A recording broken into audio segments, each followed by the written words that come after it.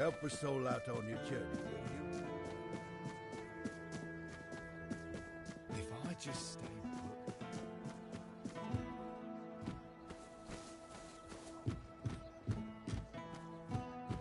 You looking for trouble?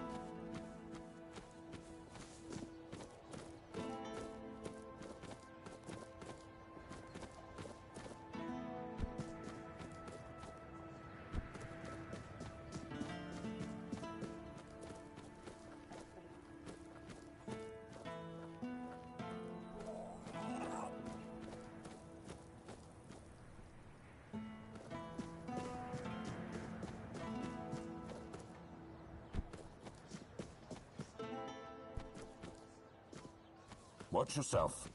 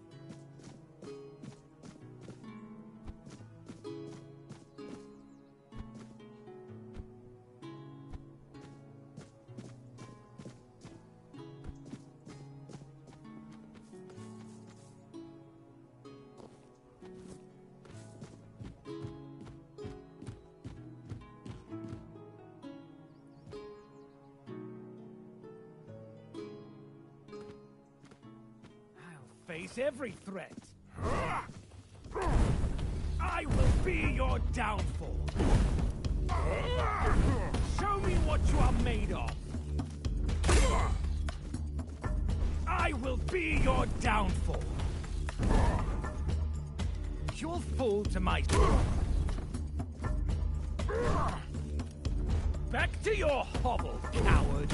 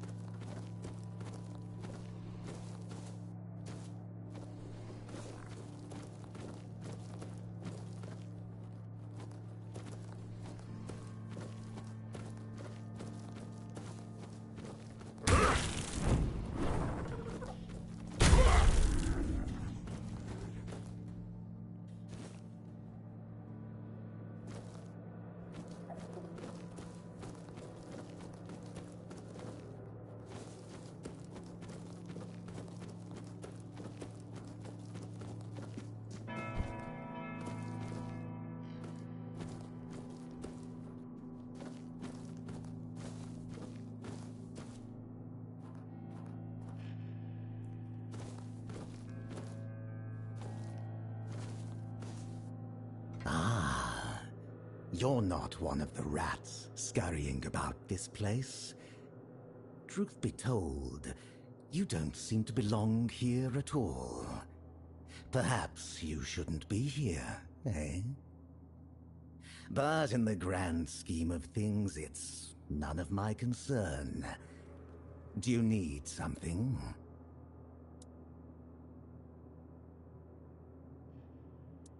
A king is a king.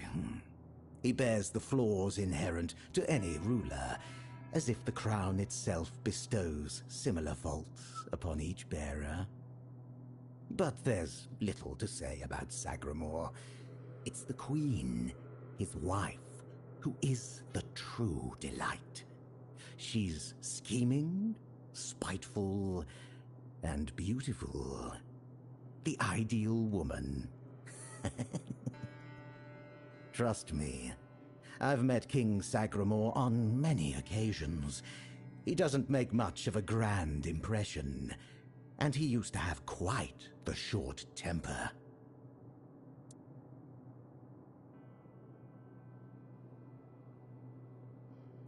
There's not much around here.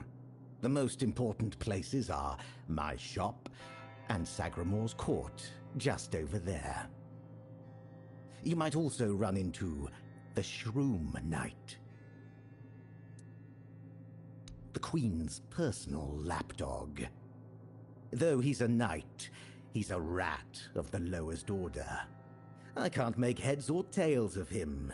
No idea what he needs. If you want, go ahead and talk to him. I've grown tired of that fellow.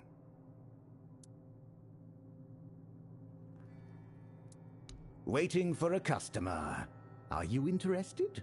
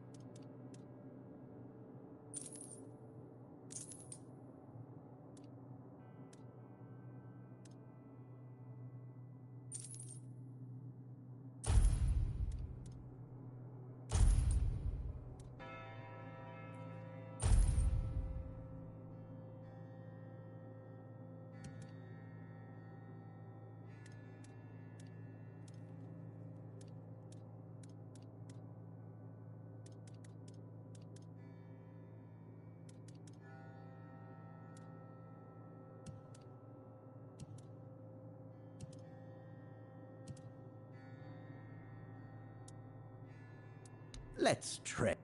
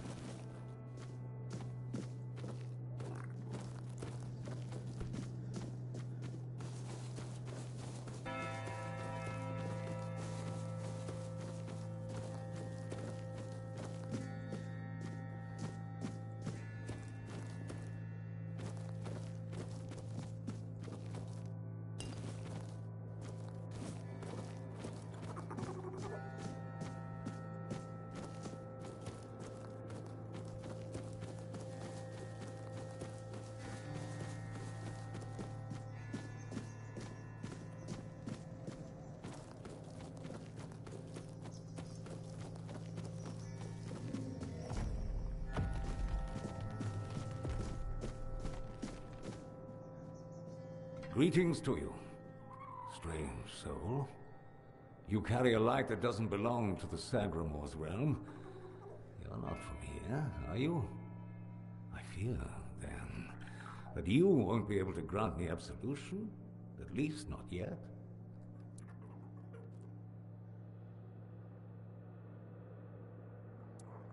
Only a pure soul can bear the sins of another. My soul was once like that. I thought it would be enough to...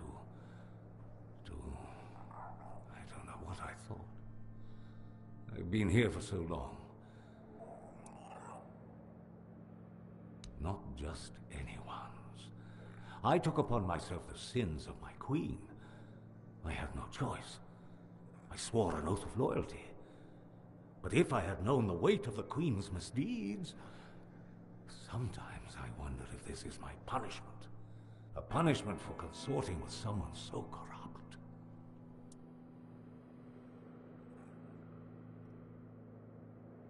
I don't know. I sought meaning in the All-Mother, pondered the truths of the Red Priests. I searched for a merciful God, but but all was silent.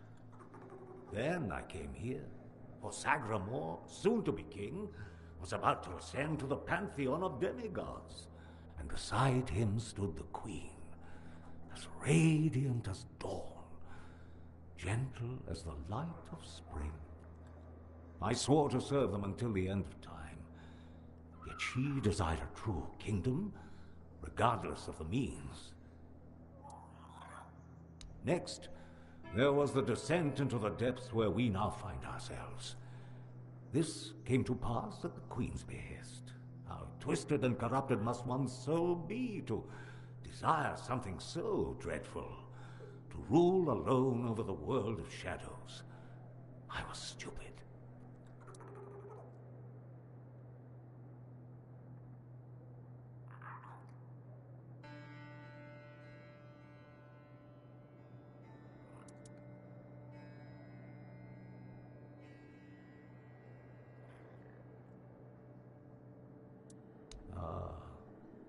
That. It may be my only solace in this vale of tears. The fungus helps me keep my senses, attuning me to the rhythm of this forsaken kingdom, making me somehow understand. I feel the footsteps of the souls wandering about. I feel their ever unfulfilled needs and desires.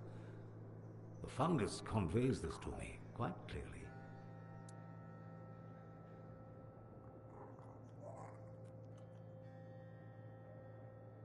Yes, and in a way, I accept the workings of this wretched place. I feel as though I am a part of it. It gives me some sense of belonging. And perhaps there is another future for this realm. Perhaps if we are all connected here, forming one single organism, it might lighten our burden. Who knows?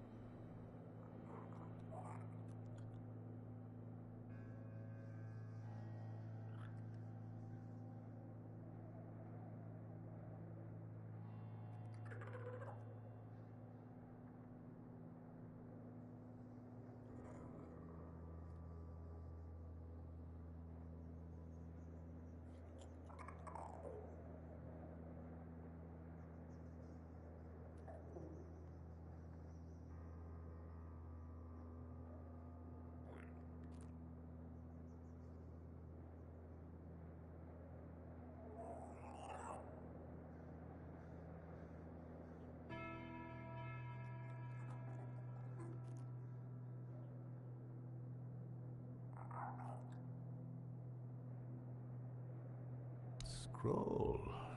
Indeed, I recall seeing druidic sages arriving at the court long ago. I also witnessed powerful acts of magic. Surely the court custodian might know more, but you must forgive me. I cannot provide you with a more specific answer.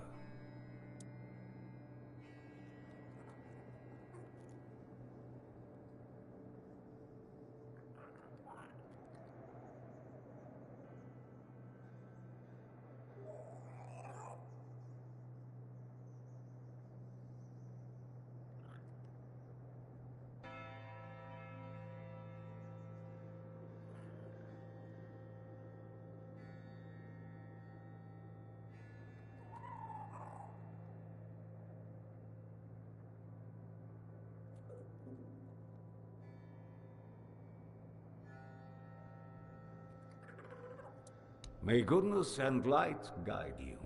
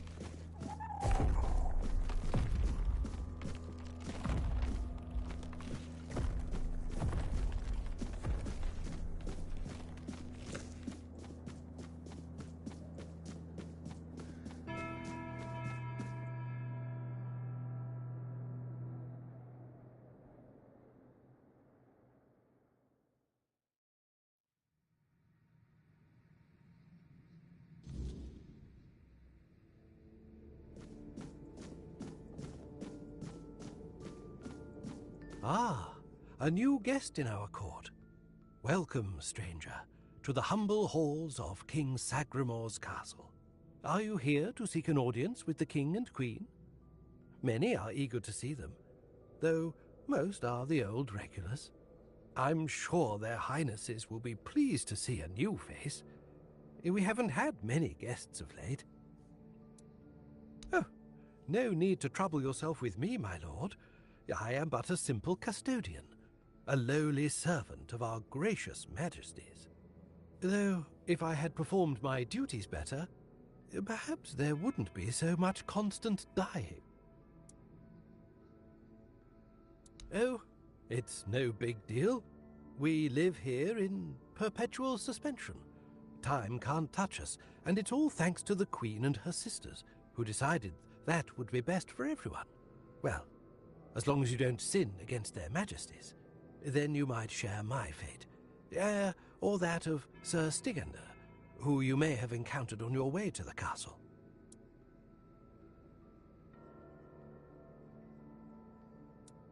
Loyalty, of course.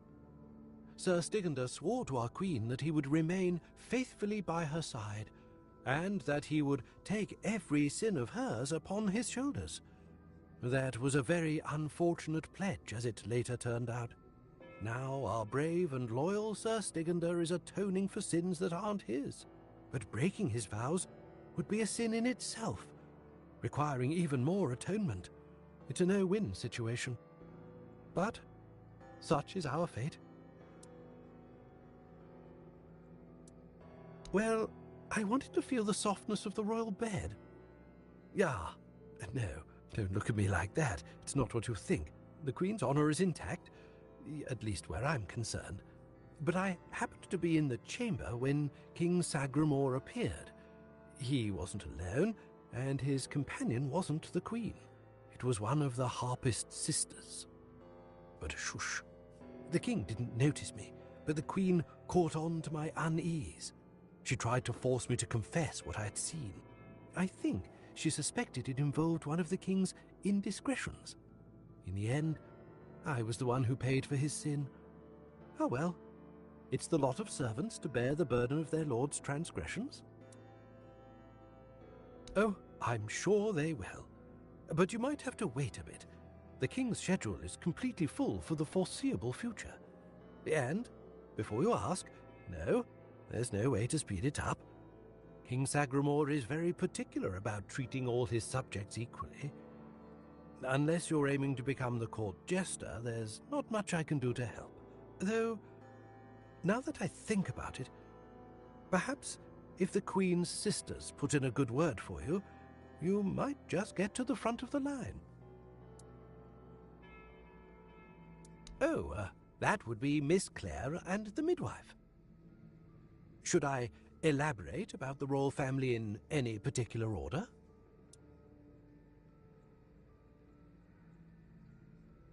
She's the youngest of the sisters. She used to be so sweet and innocent. But now, well, I shouldn't gossip. I'm already trying to make up for that. Just know that Miss Clare isn't a bad person. She became envious of the Queen's love for the king and ended up chasing after boars who never really returned her feelings. I don't know much more than that. Talking to Miss Clare is rather, difficult. You'll see what I mean. She's a wonderful woman, completely dedicated to family. Her life's mission was to bring a child to the royal couple into this world. She loves all the royal children. Unfortunately, none of them are, suited to inherit our kingdom. You'll be fine, as long as you don't insult her family.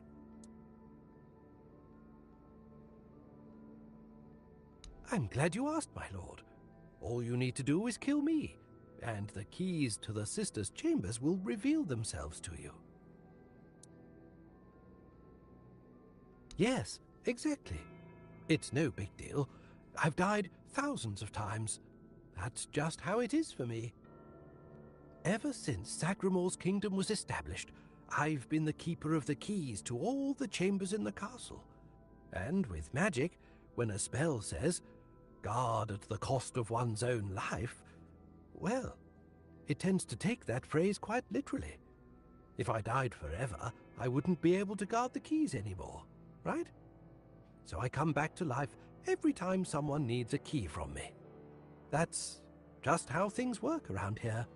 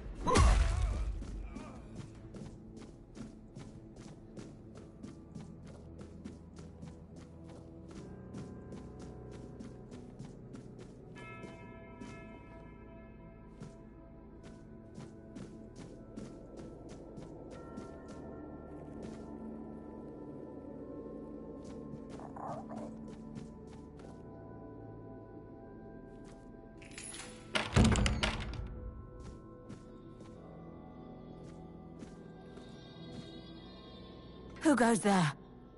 Are you here to see the children? Oh, my sweet babies. I lost them. I lost them all before they even got here. They scattered, poor things, like dandelions in the wind.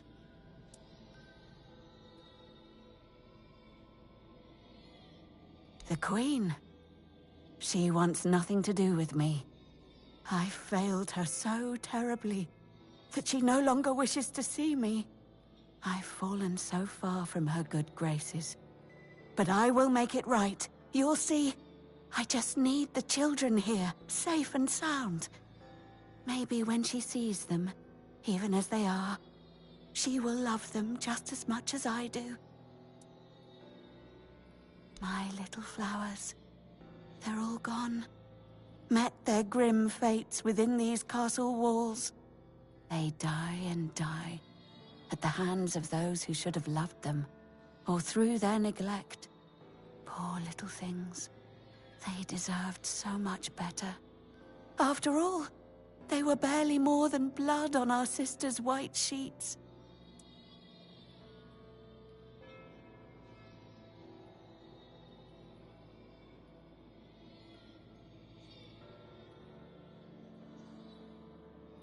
They are here because I wished for them so desperately. I hoped my sister would be happy. But you cannot force something that was never meant to be. Yet I tried, and tried, and tried. Now they haunt my dreams and waking hours, while the Queen has forgotten she ever carried them under her heart. Really? You'd do that? And you won't hurt them, will you? Please, I cannot bear to hear their cries anymore. I need them close, so I can watch over them as I was meant to. If I could keep that one promise I made to my sister, perhaps then I could finally know peace. Let me think. Let me think. Renaud, the Crown Prince, loved to stand on the balcony, gazing down at the gardens, watching the legacy that will never come to be. Little Noah, covered in blood. His mother would wash him again and again, scrubbing endlessly. It feels like he rarely leaves the bathtub. Oh, and Hugo, such a sweet child, sleeping soundly in his cot. Sleeping and sleeping, always and forever. He has his favorite lullaby.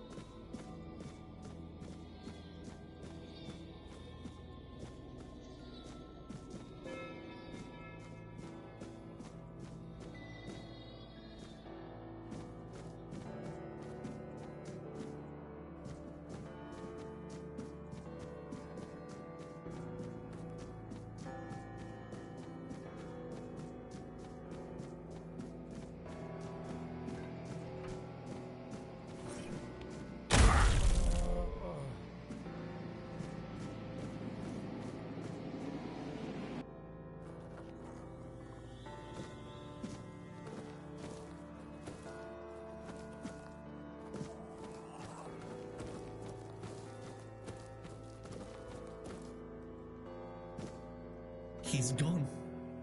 Young Prince Renard. Oh, by the gods, lost for good this time. The midwife will wring my neck with her bare hands. I can't. No, I won't go back to her like this. And the queen, she'll do worse. Much worse. Have you ever seen her angry? Hopefully not. She has ways. Cruel ways. The lash is the kindest punishment among all of them. My favorite. Oh, yes, of course. Straight into the void. He stood there for a long while, just staring into the well. And then he was gone. He just stepped in like it was the most natural thing in the world.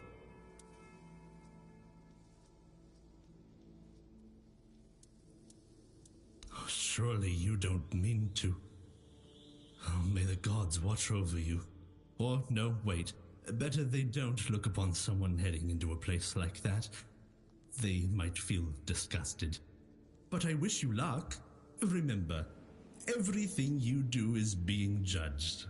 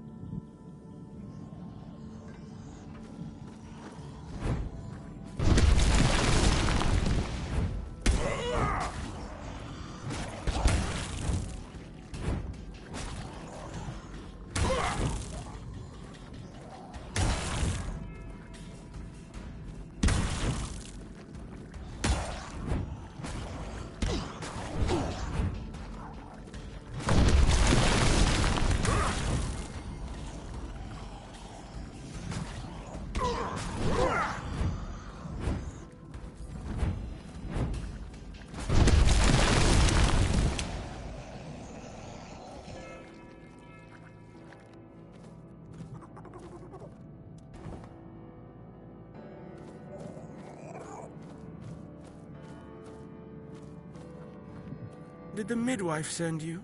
Or was it that coward who's supposed to be keeping me under their heel? Don't take it personally. You're not that special. Nobody is.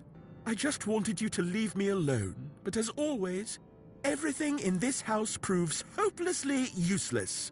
Any form of service, flawed and feeble. They lack competence.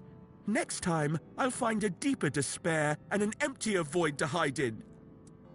The firstborn of the king and queen, a proper little princeling, almost grown, though life has never tested me thanks to the comfort I was raised in, which is why I'm full of whims, why I think only of trivialities, why I'm just a gilded youth, unable to appreciate what I have. I won't bother listing every one of my vices. Mother won't be pleased with how miserably the court servants perform their duties. She never handled disobedience well. Well then, we can skip pedagogical lectures, as I know you'll force me to return at the end. And later, I'll try to run away again.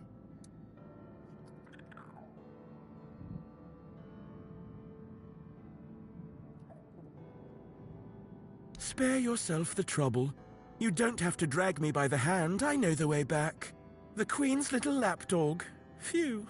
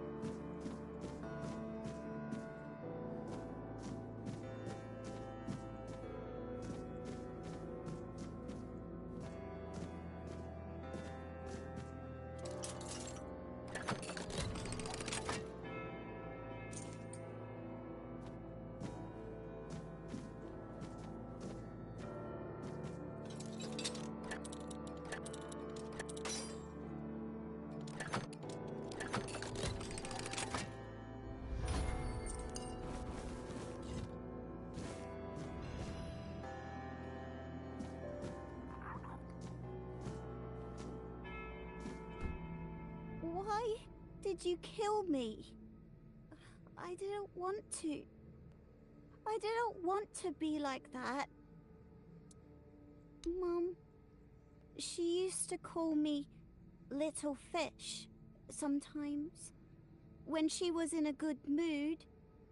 But when she wasn't, she'd call me Bastard, Misfortune, or Mistake. Once, during a bath, I cried that the water was too hot. So she pushed me fully underwater and held me there until I learned. After that, the water was always cold. Mama is the most important one. She controls everything. Everything rests on her shoulders. I can't disturb her.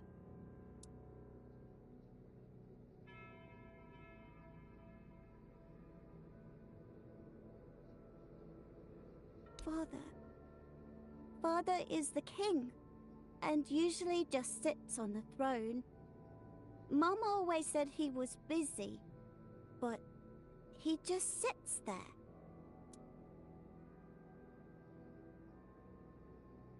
Then I was here, sitting in the water, and I never cried again.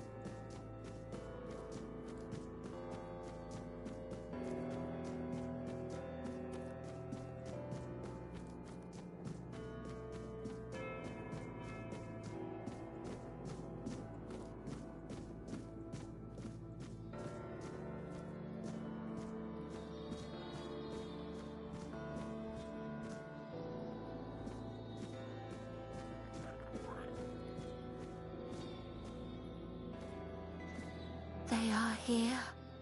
All of them. My sweet little petals. I'm so sorry. I should have tried so hard to bring you into this world. But maybe now, we can set you free. You will help us, won't you, stranger? Fate has made a mockery of us all. Our deepest desires have been laid bare, twisted into instruments of our torment. Take these poor little creatures.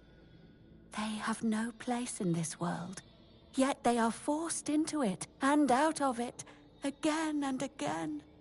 But our sister wished for them, and here, her word is the only law. My sister's reign must end. It's brought us horror upon horror, all because of her fear and obsession. She thought she could forge fate with power, but she was wrong. Fate is inevitable, and the one she claimed was never hers to begin with. Yet we are the ones who suffer the most.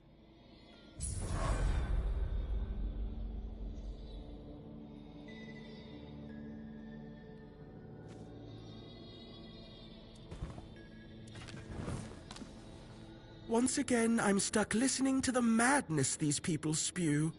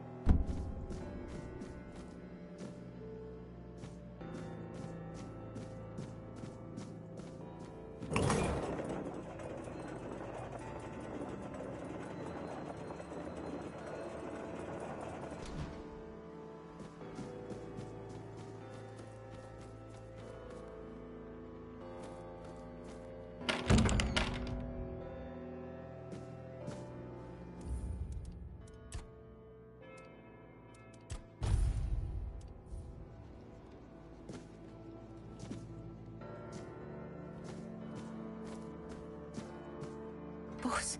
No, not Bors. Bors in the letters. The letters to Bors, to beloved. These, all of them, I write. Letters to beloved Bors, I write. I write only letters to Bors, to beloved. Yours, Claire. Sister has a tablet. Once she had it. Once, sister.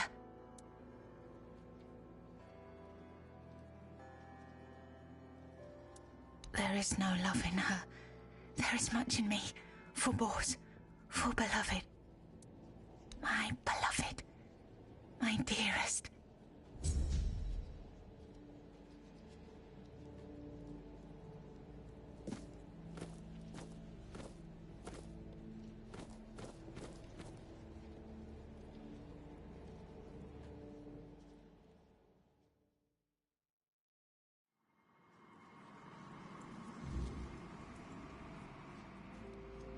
Once upon a time, there lived a young maiden named Claire.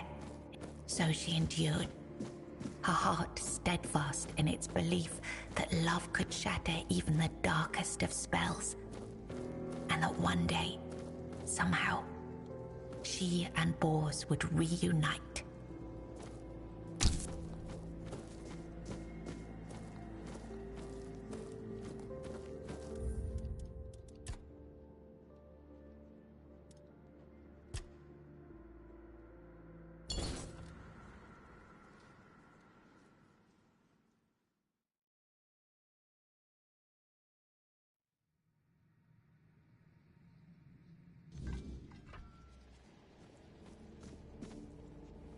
Bors, no.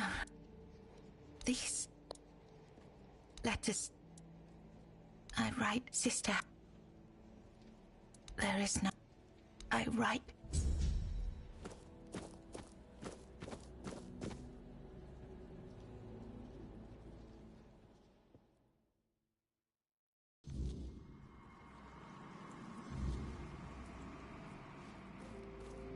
Once upon a time, there lived a young maiden named Claire. So she endured, her heart steadfast in its belief that love could shatter even the darkest of spells, and that one day, somehow, she and Bors would reunite.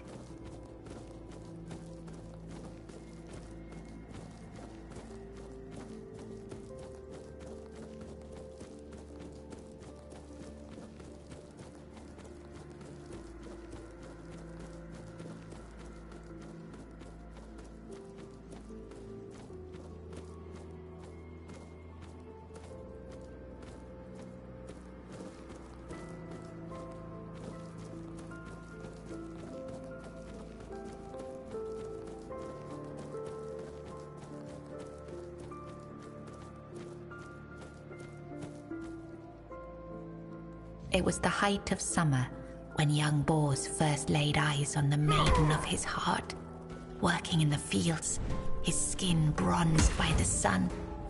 He paused as the sound of hooves drew near. A lone maiden approached, her hair shimmering like spun gold, her cheeks rosy and her waist snugly drawn into a spring green corset. While the other peasants bowed their heads, Bors stared unabashedly.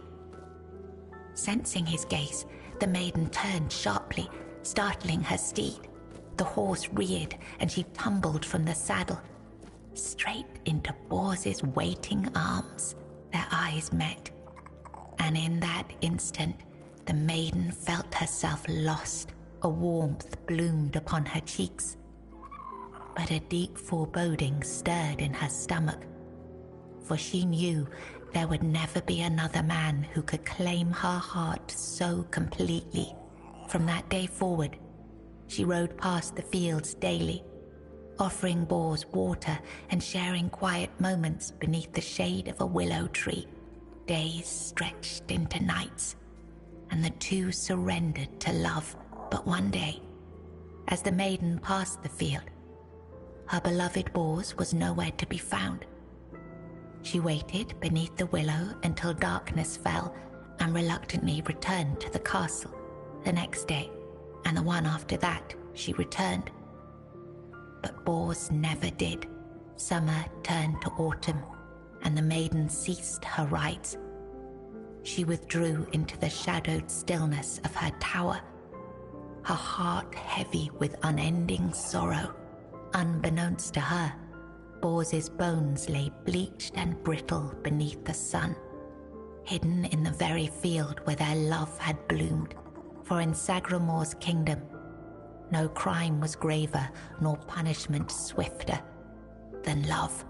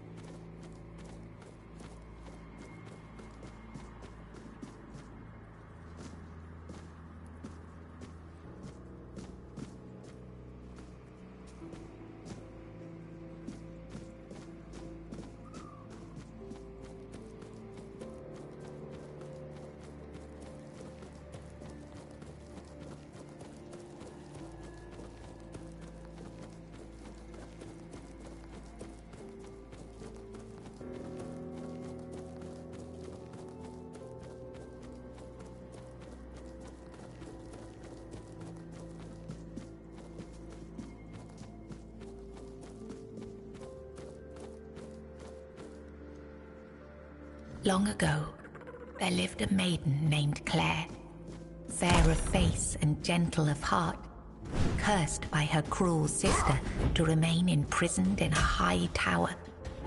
Forbidden to step beyond its walls or look out of the window, she spent her days weaving a tapestry of the outside world, a world she could glimpse only through the reflection in an enchanted mirror.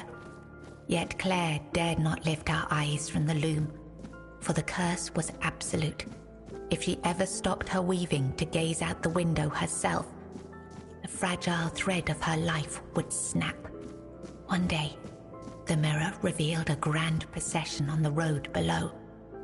Among them rode a knight clad in gleaming silver armor, a sapphire cape following behind him. His warm eyes and copper hair struck Claire's heart with longing.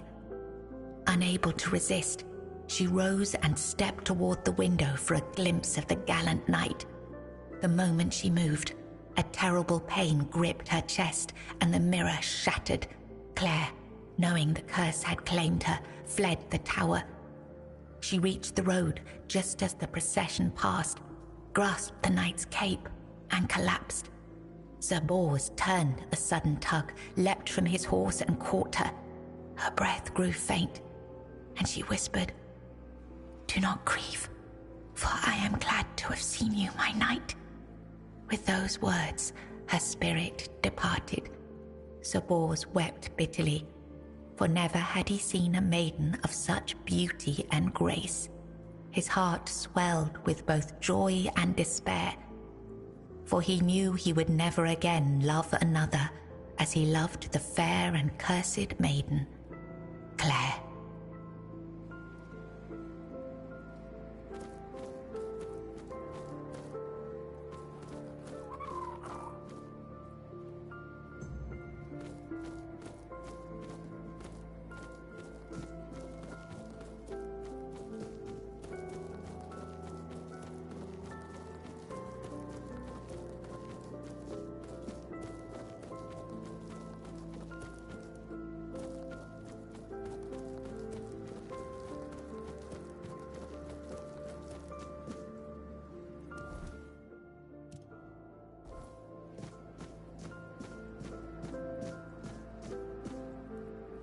In the days of King Sagramor, there lived Bors, a wandering minstrel whose songs were famed for their beauty and sorrow.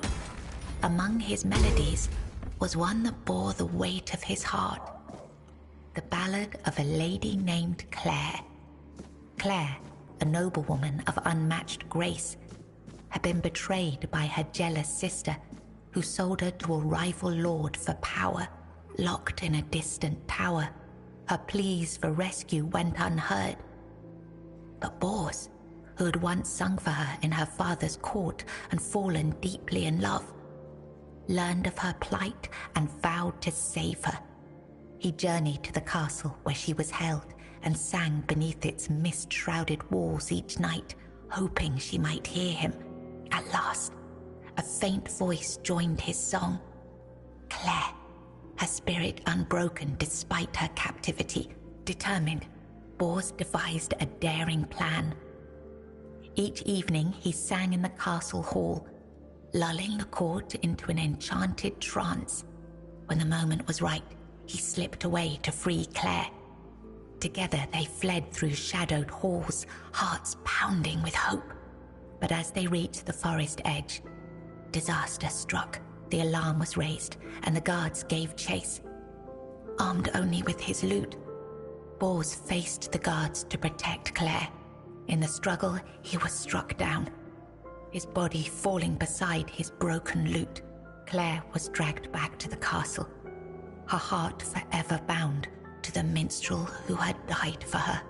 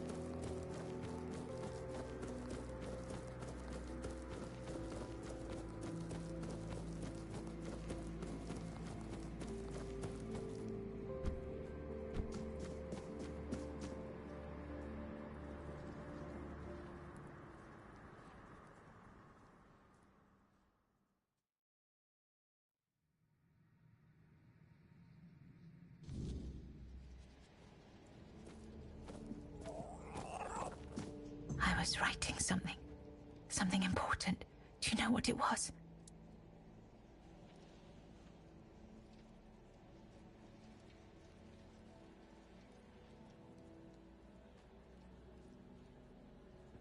Yes, Bors, my former lover. I have fond memories of him.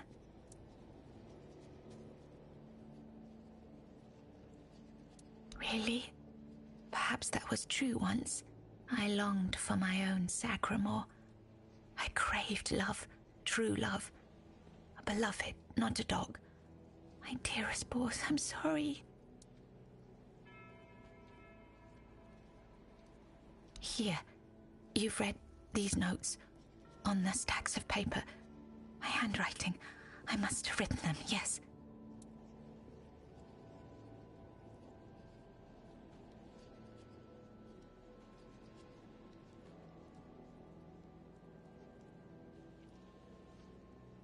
Strange. No, I'm sorry. My sister. I have two sisters. One older and another the eldest.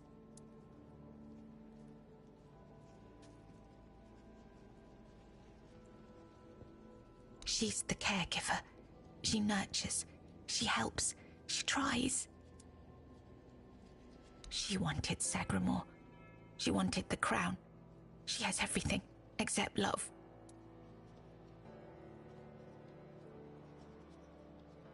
She has no desire for love. She wants to rule. Love is not necessary. Power is. Fear is.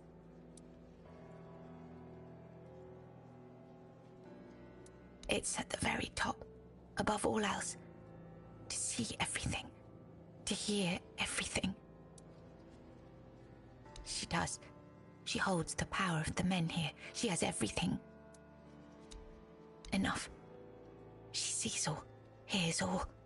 Her arms are long. They're everywhere. Go now. Go.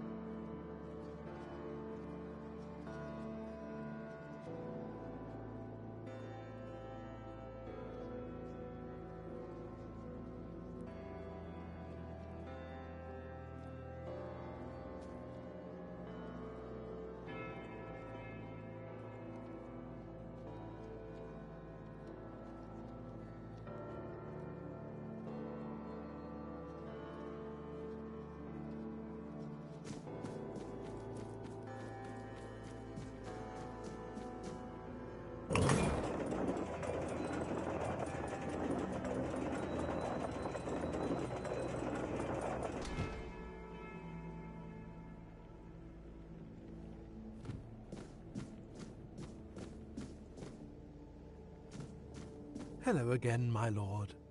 Are you ready for your audience with the king and queen?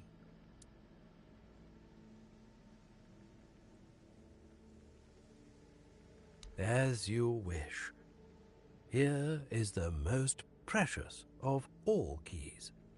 It will open the doors leading to the throne room. Oh, and you might have an occasion to see the royal chapel. Please, don't forget us. Damned for all eternity.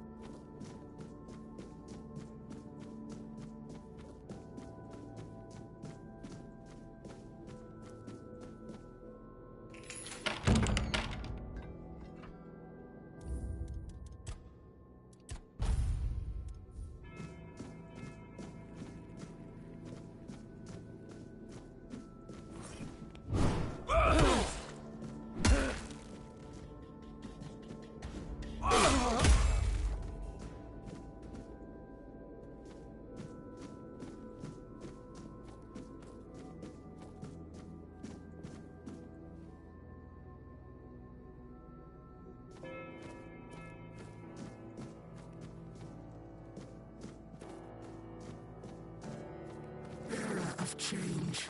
You have been noticed. I was chosen to extend you an invitation to speak. But first, you must let me show you something beautiful. The mycelium. Do you agree?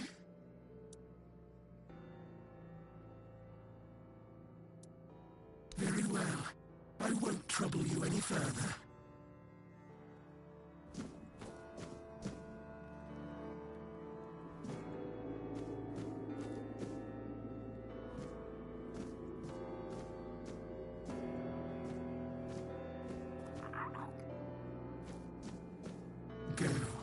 Don't you have an audience to attend?